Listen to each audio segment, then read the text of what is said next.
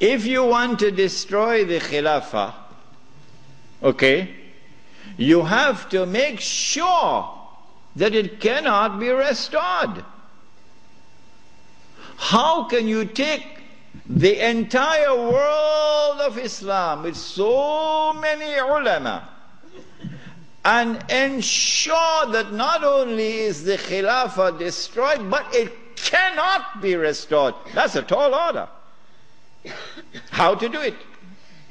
The answer is, you not only have to liberate the Haramain from the control of the Khalifa in Istanbul, but you have to put it in the control of those who will not themselves claim the Khilafah and will not allow anyone else to claim the Khilafah.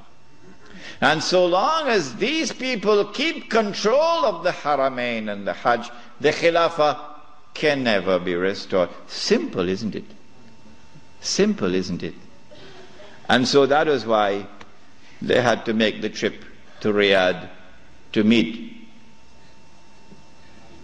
what's his name? Abdul Aziz Ibn Saud. Correct name? Of course it's the correct name. Why are you afraid to mention it? But Abdul Aziz Ibn Saud did not control the Hijaz. So he couldn't command the check for £7 million. Huh? He had to be content with something less than that. So what the British offered to him was, if you would sign the same kind of agreement with us and violate the specific command in the Quran and betray Allah and His Messenger and betray the Ummah, if you will do that, we pay you £5,000 a month. Would you accept that? Abdul Aziz says yes. Yes. And in 1916, Abdul Aziz ibn Saud signed an agreement with Britain. Yes. Which made of him a military ally of Britain, subservient to Britain.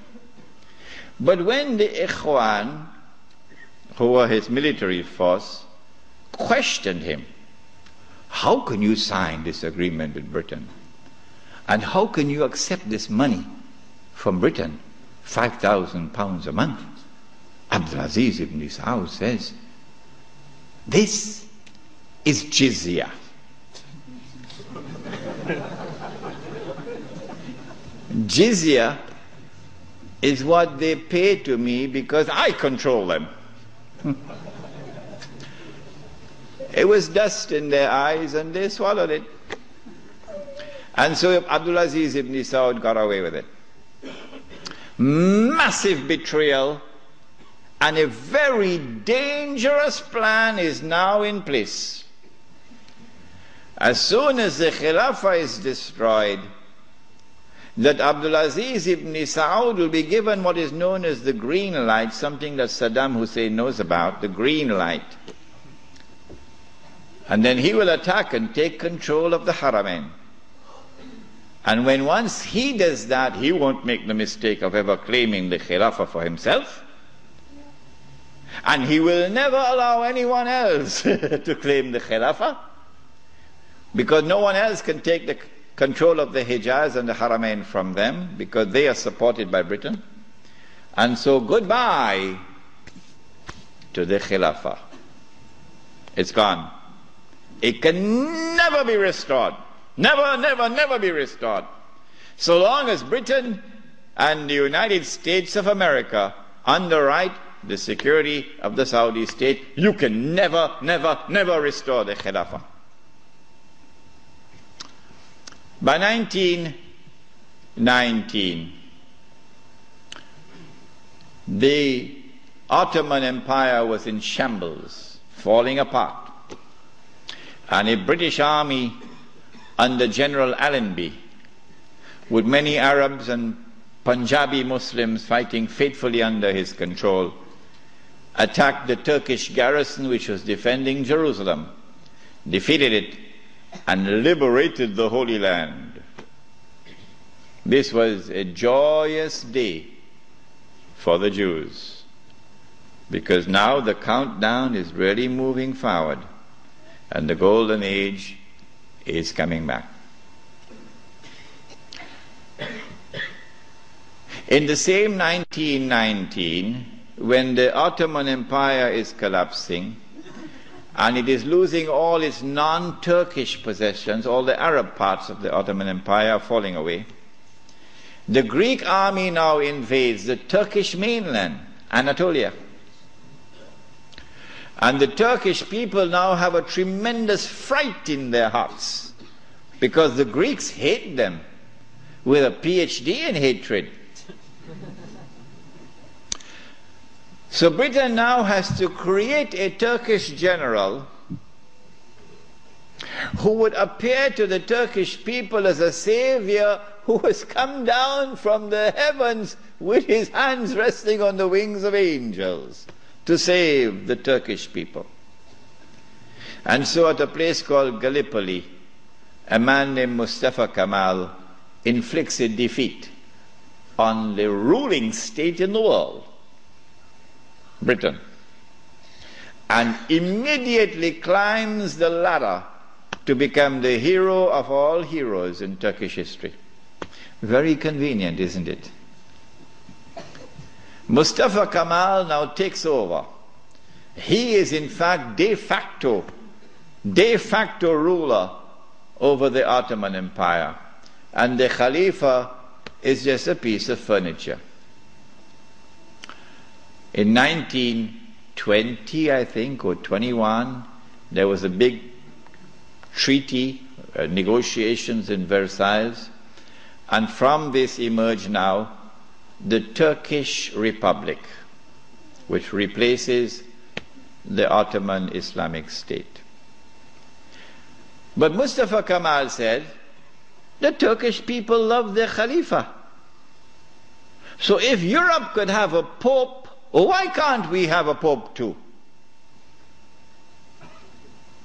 This was simplistic thinking on the part of Mustafa Kemal. If the Europeans could have a pope, well, so too can we. So the new Turkish government of Mustafa Kemal decided to take the Khilafah and remove from it all political authority and make the Khalifa the equivalent of the Pope. This was 1922. And things were going fine for him. Turkish people were happy. Khilafah is still there. And the leadership of the revolution in Turkey were very happy because we have a secular state now, modeled after the European state. But in 1924, on the 3rd of March, suddenly Britain demanded, of course, this is secret, they wouldn't reveal it, Britain demanded of Mustafa Kemal that he must abolish the Khilafah. The demand came from Britain. And on the 3rd of March 1924, the Turkish Republic abolished the Khilafah. The question we have to ask is, why did they do it when there was no need to do it? Nothing. It represented no threat whatsoever to the secular Turkish Republic. The answer for the abolition of the Khilafah on the 3rd of March 1924 is located in a place called India. But even the Indian scholars of Islam are not aware of it. Even they are not aware of it. When the attack on the Khilafah was taking place in the 1916, 17, 18 period, then Indian ulama, at that time the Indian Muslim community was one of the most influential Muslim communities in the world. And the Indian Muslim community was led by leaders who knew Islam and lived Islam. Men like Maulana Muhammad Ali Jawhar, Maulana Shaukat Ali, Maulana Sayyid Sulaiman Nadwi, Mufti Kifayatullah, men who knew Islam and lived Islam. And they wanted to get rid of British imperial rule in India, so that when they got rid of the British, they could restore Islamic rule over Muslims. That's all they wanted. Get rid of the British and restore Islamic rule over Muslims. And they realized that they could mobilize the Muslim masses of India over this issue of the Khilafah, because everybody loved the Khilafah. And so they established a movement which they call the Khilafat movement, Harakatul Khilafah, the Khilafat movement. When they established the Khilafat movement and it began to mobilize the Muslim masses, the body which was sleeping is now waking up for revolutionary struggle to preserve the Khilafah in Istanbul. The leader of the Hindus realized, but wait a minute, the Muslims want the same thing that we want.